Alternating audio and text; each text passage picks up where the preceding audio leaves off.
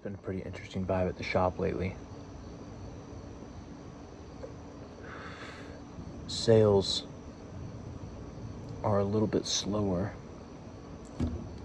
and the amount people are bringing in consignments for me to help them sell is not just up a little bit. I've never seen it like this, ever.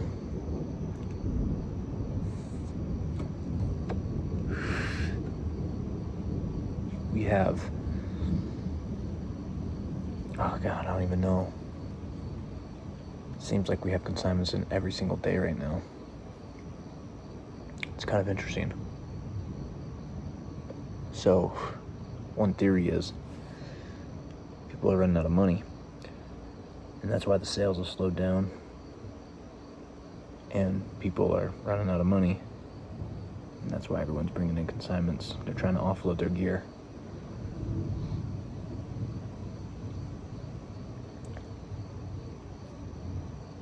So, the inventory at the shop has never been higher.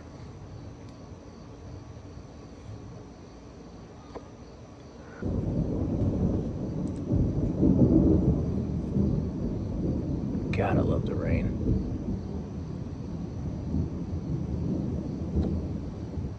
Credit card balances have been rising aggressively, basically since COVID.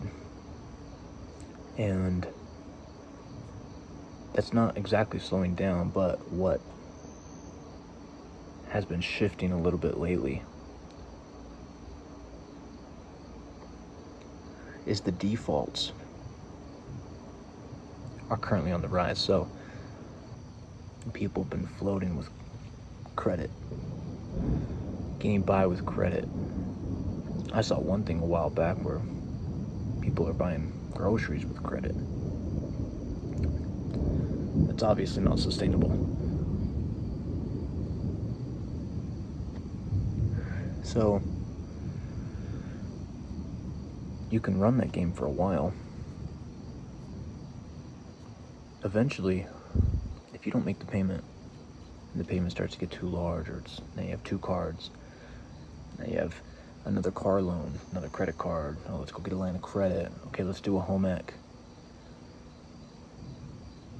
Suddenly, you miss one payment, credit goes down. Miss more payments, start to default.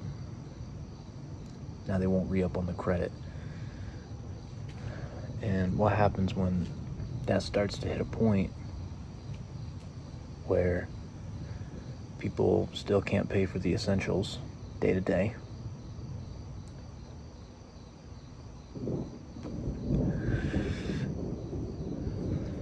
But there's no more creditors that are willing to float them.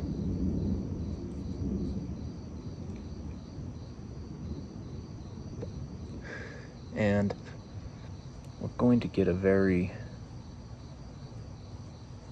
climatic and aggressive, volatile contraction in consumer spending habits. And it's going to be probably forced. How many discretionary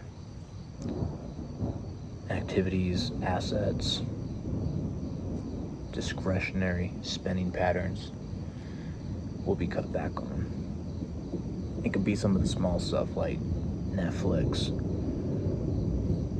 But it starts to move into,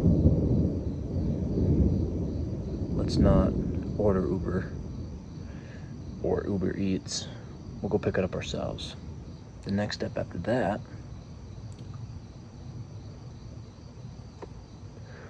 people start to say, well, maybe we'll cook the food at the house. It's less expensive than going out to eat. So there's all these different levels of contraction. You need a piece of gear or something.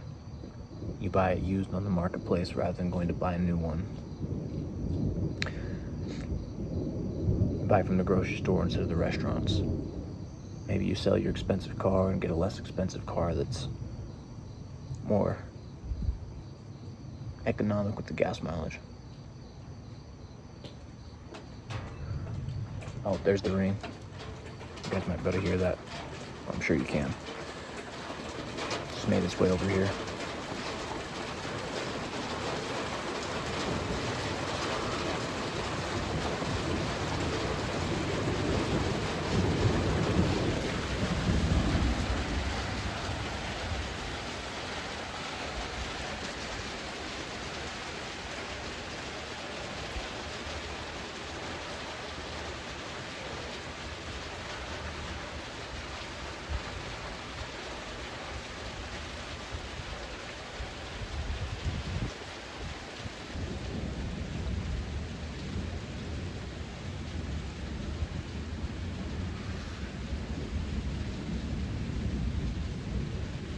It's such a vibe out here.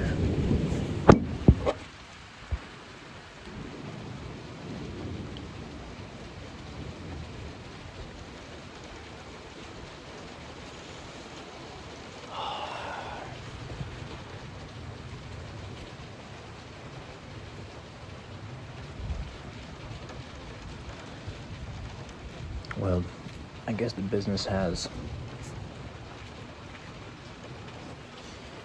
certain levels of hedging built into it, which is kind of nice. Actually, it has a few levels of hedging built into it. So number one level of hedging, another level of floating. How the hedging works is sales are down, but the consignments are up. So I have a lot of free inventory coming in. I don't have to put up any capital. My margin's not very good on consignment.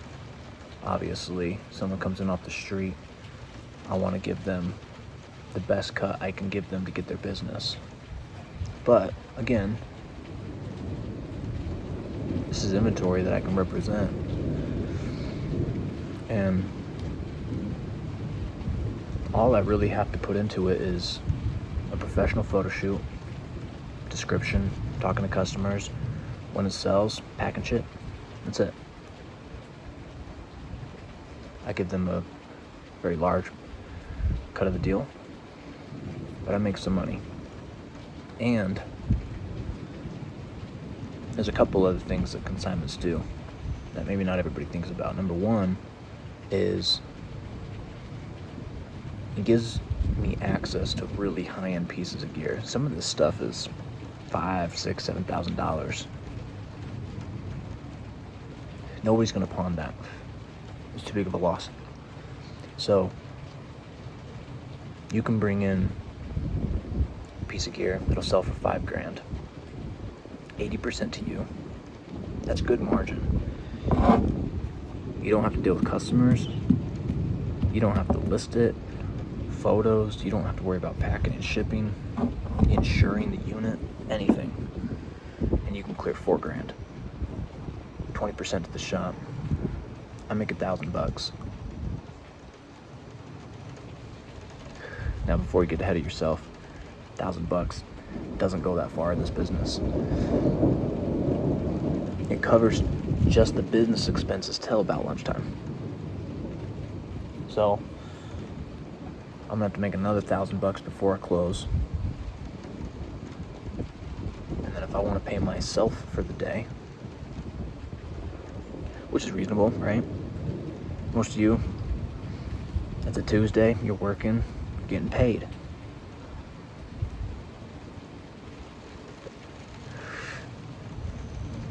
So I'm gonna have to make another sale if I actually want to take something home.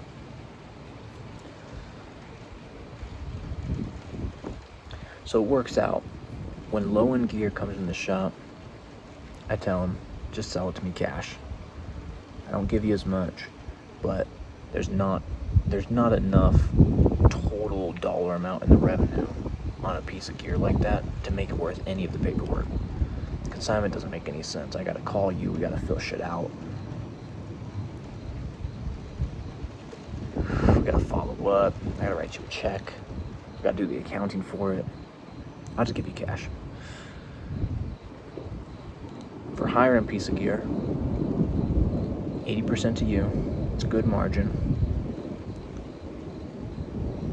20% is not good margin for me, but the revenue is big enough where it still makes sense. If I can clear $600, $700, $800, maybe $1,000 on a piece of gear that will sell for $5,000, it's worth my time. I don't need to be 35% margin, 50% margin. I don't need a high margin for something like that. I didn't even put up any capital to get that consignment in the shop. No capital. It just exists.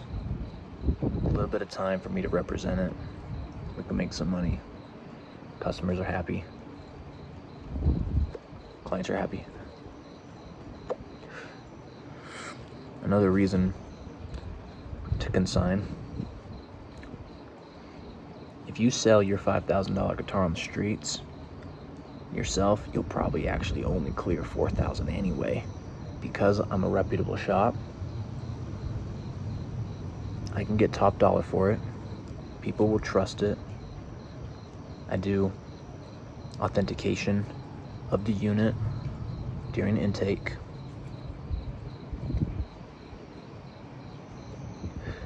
So then I can sell it for $5,000. The shop can clear 20%, $1,000, and you're gonna get your $4,000 anyway. And you didn't have to do anything.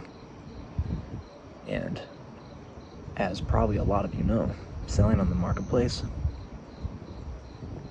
it sucks. We all know that. Hey, is this still available? You're gonna get that 45 times. You're gonna get that 45 times in one day. You're still not gonna have a buyer. This person's not responding. And this person wants to know if you'll ship it and trying to scam you.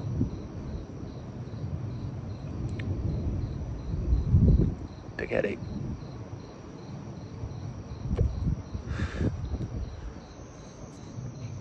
So that's a hedge. When people need money, sales are a little lower, but we get a lot of consignment into the shop. The float is my inventory that I own. Think of it this way. I might clear $40,000 on a month in top line revenue.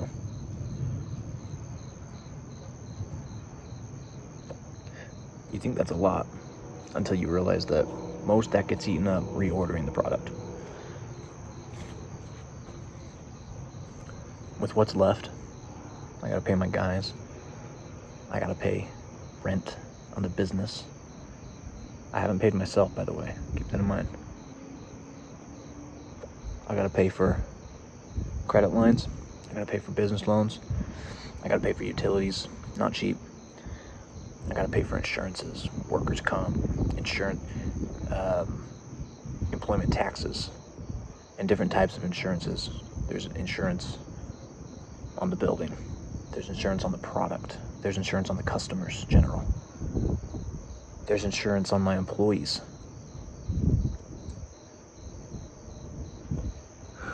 It's a shit ton of insurances.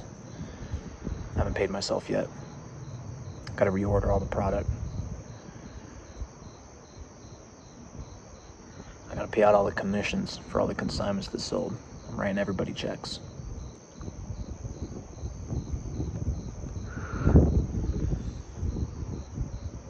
I gotta pay for renovations.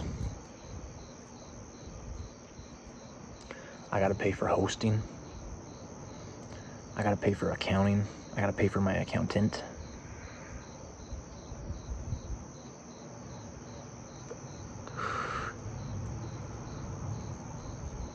I gotta pay to stock the fridge, snacks.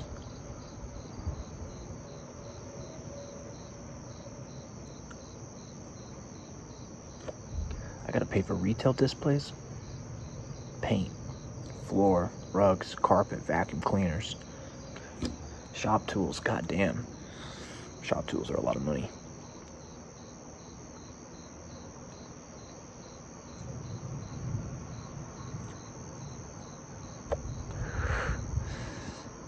That's just business. I haven't even talked about my life. I haven't even written myself a check yet. I don't have a job, by the way. So, I also got to pay for the rent here at this house. I got to pay for cars.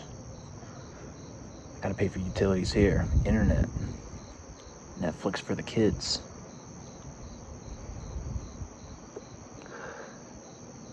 I gotta fucking buy them a Nintendo Switch trampoline. Insurance is here. Cell phones. Yeah, God, I forgot to mention that at the shop. Internet. Landline. Actually, I just converted our landline to a cell phone. That's the move. Now I can text people. I can get emails easier. I just bought an iPhone. Poured the number in.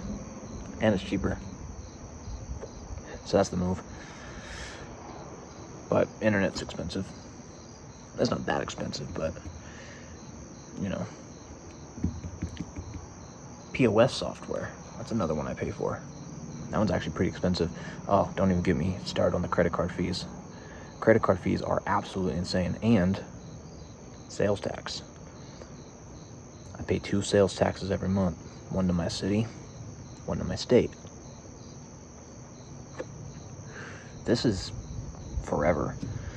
So people come in, and keep this in mind next time you go to a small mom and pop shop and you say, give me a deal. Give me a deal, man. Listen,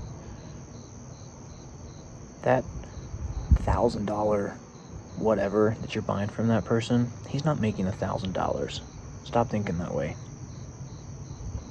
Depending on what their margin is, if it's 30%, going to depend on the industry, but let's say it's 30%. You just bought this $1,000 item from this small business owner. He made $300. Visa takes 3% of the 1,000. That's $30. Of his $300 profit, that $30 Visa takes is 10% of his profit. So he actually made $270. $700 goes to pay the vendor. He's got $270 to pay for that entire list that I just mentioned. And you guys want to come in and say, give me 10% off, man. Okay. Let's do the deal at $900. I'm going to make $200. Visa's going to take $30. I made $170.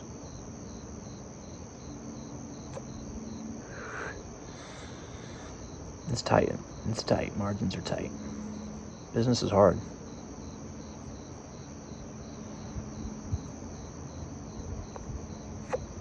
Look at that. Down to about maybe 3/4 of an inch on this. But you can smoke it. It's not too hot. Blow out, purge the smoke, and then take your hit. It's alright. I don't do deals with people anymore. No deals. When I first took the shop, I tried to do deals for a couple of months, but I started saying no. But what I do say, people come in, hey, give me a deal. What's the best price you can do? And I say, I'd love to do a deal with you. Can you pay cash? And they say, yeah, I could probably get cash. And I say, awesome. Go give me cash, we'll do a deal.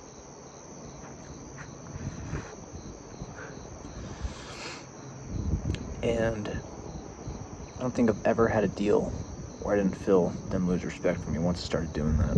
The problem before I started doing that, hey, let's do a deal. What's the best you can do? And I'll say, all right, yeah, I could probably do 10% off. That sounds good. And then say, oh, really? You could do 10%? Well, what else can you do? Maybe you could throw this other thing. Maybe you could throw this accessory in for free. What do you think about that?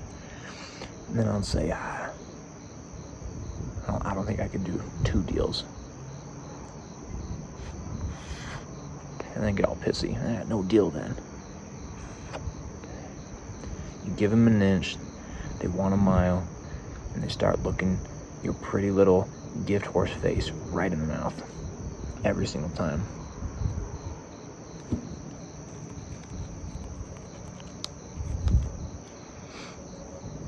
So instead you can say, oh, you know what Alex Ramosi says? I saw this once. They're like, oh, could you do 900? And he's like, well, I could do 1100.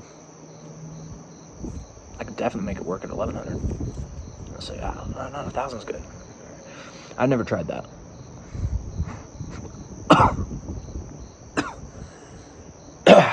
This thing is completely just destroyed. Look at this.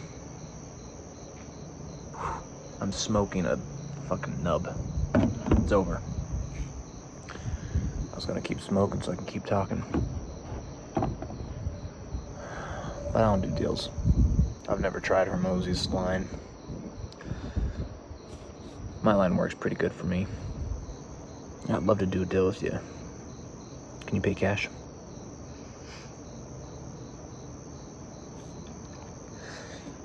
Yeah, I can probably pay cash. Alright. Well, give me some cash and we'll do a deal. And almost everybody comes back. A couple people don't. I don't care. That's another point. Don't live in a scarce mindset ever.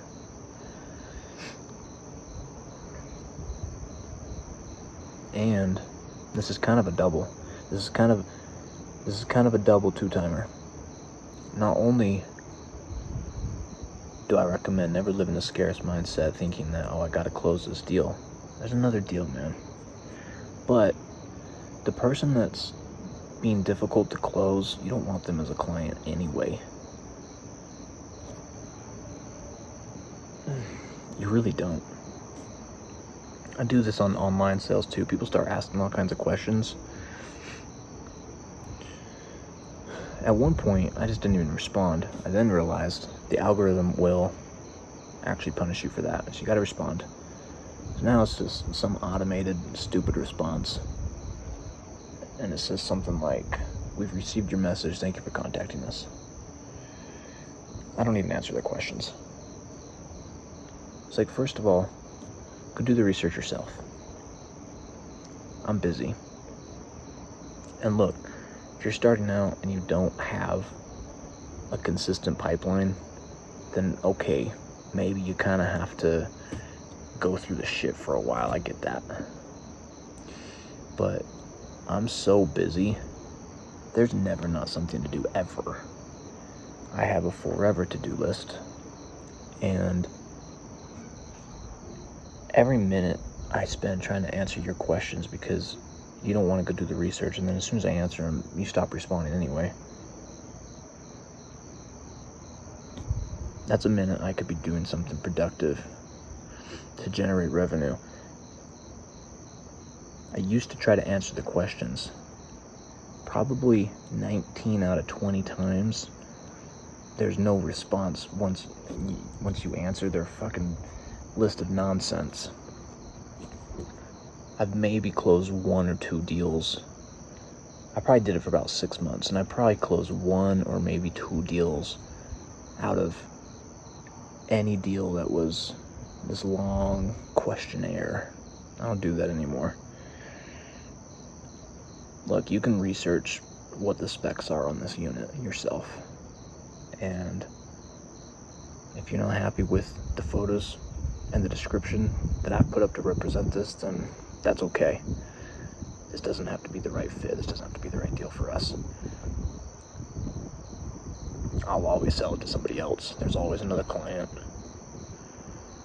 There's always something else that I can be doing that's productive. Don't waste your time with people like that.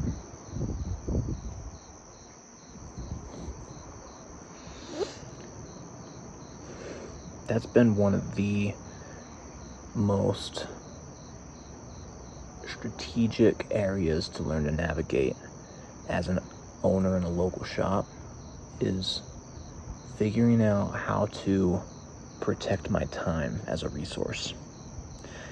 And that's not just people online asking dumb questions or emailing with dumb questions. That's only half of it. That's part of it.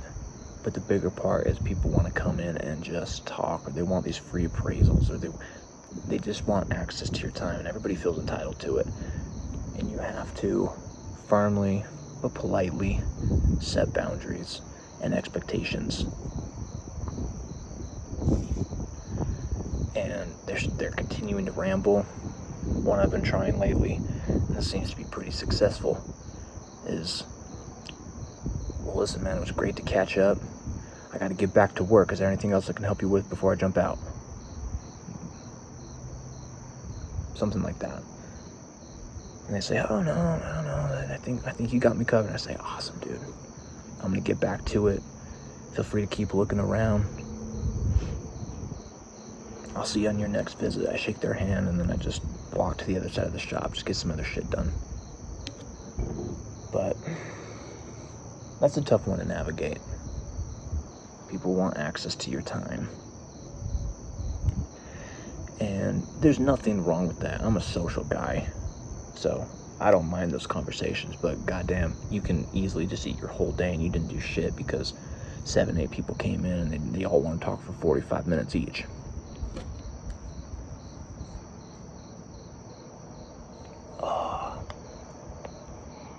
Rain stop, lightning stop, cigar's gone. I'm gonna head in and see if there's any trades before I go to bed.